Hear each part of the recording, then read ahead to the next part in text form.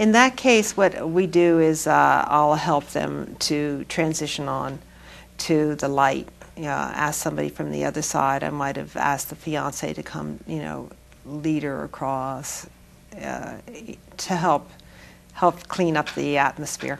And I believe that's true. I had like a near-death experience in a hospital emergency room, and I went up to the light, and my sister had already passed, came to me and said, "Jay, go back, it's not your time."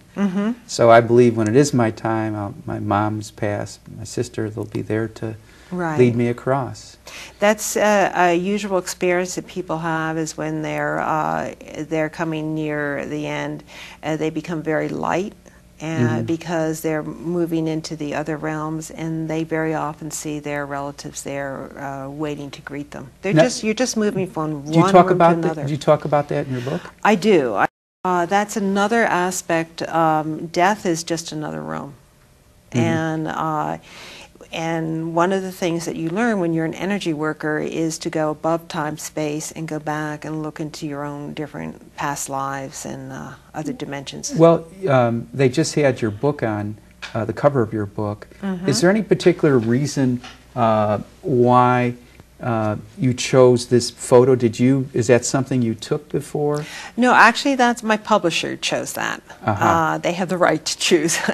And the reason they chose that is because it's a Merkaba, and it shows that inside the Merkaba there are life forms.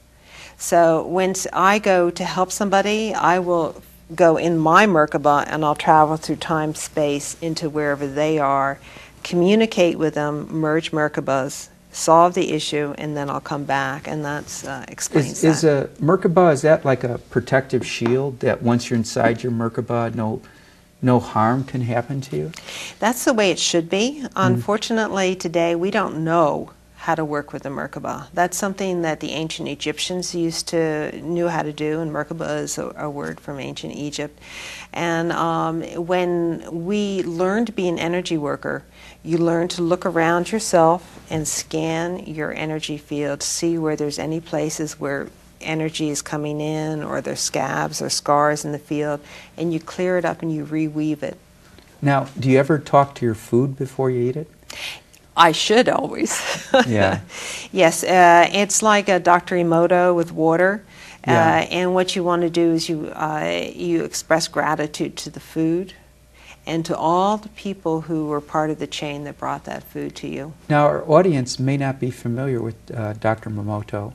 You want to just say a few words? Sure. Dr. Emoto is a Japanese gentleman who has emphasized the conscious nature of water, and that if you will consciously bless water and before you drink it, or in a lake, you can actually clear and balance it. Yeah, and he has pictures. He uses this super powerful electron microscope. Like, he'll surround the water with like the word love and take a picture, and it'll look beautiful, and then he'll surround the water with anger or hate, and then it's like ugly. Right. So it can pick up. Is there anything you want to talk about? Like, the feather looks very, very beautiful and interesting here. Well, what I wanted to emphasize, I brought quite a few items here to explain to the audience that when you start communicating interdimensionally, that different people have different ways that they work. They either see, hear, feel, and they either connect to the world of the birds, of stones, of angels. So all of these are bona fide ways that you can start your journey. This is absolutely beautiful, by the way. Yeah. And so just by having this around, you can connect? Yes. Do you know what type of bird this came from? I believe that's a wild turkey. Very, very cool. Yeah, and then it has, so that's actually a wand that's used for smudging, and that you would be working with... the sense of smell? Right. So you're bringing in the energy of the air, of the birds, of spirit. And do you sell, do you always smudge with sage, or is there other things you can smudge? Sage is the best to smudge with, but you can, some people in the Far East might use jasmine or sandalwood. It depends upon your tradition. Native American would use sage. Well, I must say I've been admiring your necklaces since I saw them today. Thank you. Especially that red one. It's just absolutely beautiful. Seems so symmetrical. You want to say a few words? Yes, thank you. I would like to. This is called the Queen Nefertiti, and it's a key. And it's been my experience that most people who've had an Egyptian incarnation as a priest or priestess actually have this key in their energy field. And it's a lock that's put there. And until you can see it and turn it, you don't have free access to energy. And that's because the Egyptian priests and priestesses knew how to work with the dark energy and the light energy. So is dark energy necessarily bad and light energy good? No, no. Okay. They have to be both valued for their, if dark did not exist, light could not exist. So that's the one into the two two is dark and light. Exactly. But if, when these priests and priestesses reincarnated, darkness tends to be a little more aggressive because the good knows it will, Is that more masculine energy? Not necessarily. It could be masculine or feminine. You know, the dark has male and female just like the light does. Right, and we all have man and woman within us. Okay. Yeah, so this is something that very often when people come into my store, or they'll remember. They remember that they once knew how to work with it, and it helps them to wake up. And then the green necklace. The green necklace is malachite, and this is another way you work with energy. It's prayer beads. And for myself, personally, I find that if you're working with stone energy, it's most energetic when you're working with the prayer bead format. It's 108, which is sacred geometry. These are all cut in circles, which is 360 degrees of energy.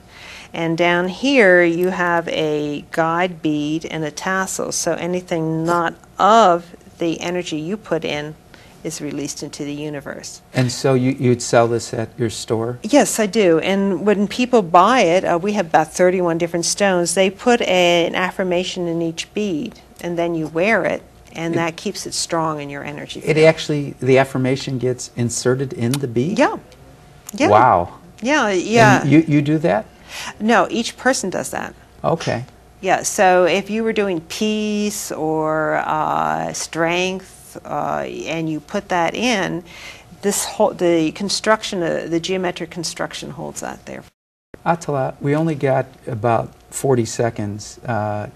Please use that time to say whatever you want. Well, I like to tell everyone that if you looked at your chairs, your home, everything about yourself is alive and conscious and really wanting to communicate with you, that you could create a very strong, powerful environment that would support you in whatever you wish to achieve.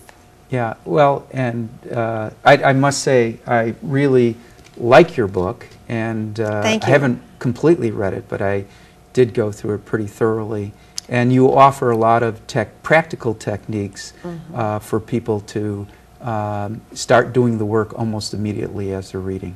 So thank you so much. For more information about Atala, her website, her store, more information about InnerQuest, Infinity Foundation, stay tuned to the credits at the end. Until next time, we wish you good health, good spirits, and good fortune. Thank you so much. Thank you, Jay.